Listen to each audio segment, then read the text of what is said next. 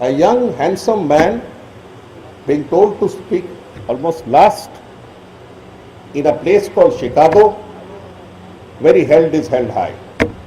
Read the Chicago Address in bits and pieces.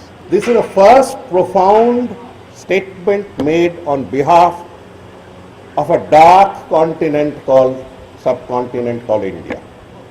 It is only after that the West would focus its searchlights on us. And today, if our philosophy, if our yoga, if our meditation, if our spirituality, if our contribution, if our secularism, our secular way of life, where we respect all religions, is held high, the man who scored the first century is Vivekananda. He defines spirituality in terms of cleaning your own heart, not by water and mantra, but by service to the people.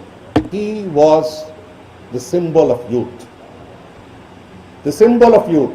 If India's youth is to be symbolized, it still is symbolized through one man, because he died young. He died when he was still a handsome young man at 39. Between 35 and 39, he went through a lot of physical and health problems. Yet he went on writing. If you ever see his picture, if you ever see his photo, you'll understand what I mean. Teji, Shakti, and Jawhar. He was a perfect young man of India. This, and to the young, he said, Puja mantra band karo, football khelo. You can reach God through football. Because if your heart is pure and if your body is clean, you can reach, and your goal is straight. So forget all these rituals and priests and others. You can reach your goal. He is one man who said 50% of humanity consists of women. And that is a period, remember, that India had just come out of the stage, or was still coming out of the stage, of condemning women as satis, as second-rate humans, and all sorts of other despicable practices that I would not like to take today. Today, if the women of India are up, all three have contributed. First, Tagore, but that is और एक दिन कहानी बताऊंगा. The second, Vivekananda, and the third, Mahatma Gandhi. And these three men, had God not sent them at that juncture, we would all be separate nations, perhaps even subordinate till today. We would all be small little nations rather than the fused entity called the great Maha-India. As one of the world's largest superpowers of the near future. What happened to the Chicago from where this address was given? What happened to Chicago? Here comes the person who did the most for this 150-year celebration. And I have no hesitation in naming him.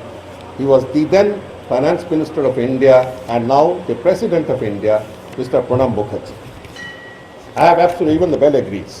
Now, the gentleman was then Finance Minister, and he was passionately fond of Vivekananda, not as a Bengali or as a Indian or as a proponent of Indian religion, but one who created values in India, one who cemented India, the visionary of modern India, the uniter of modern India.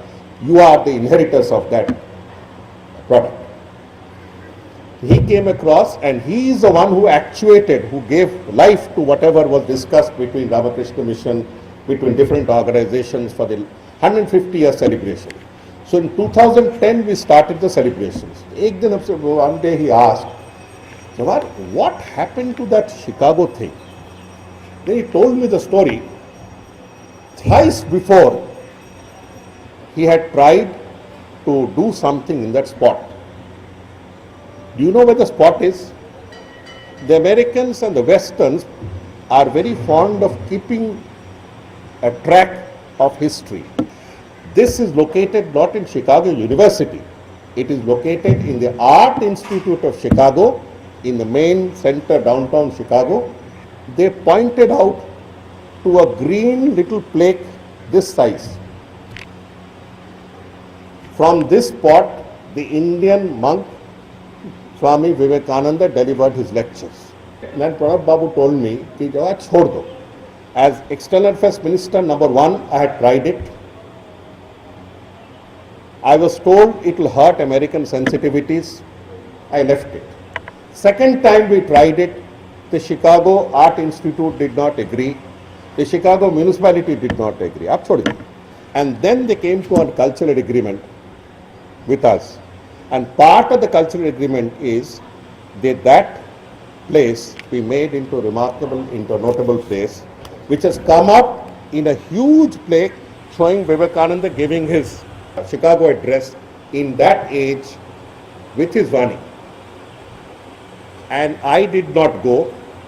God did not have that in my fate.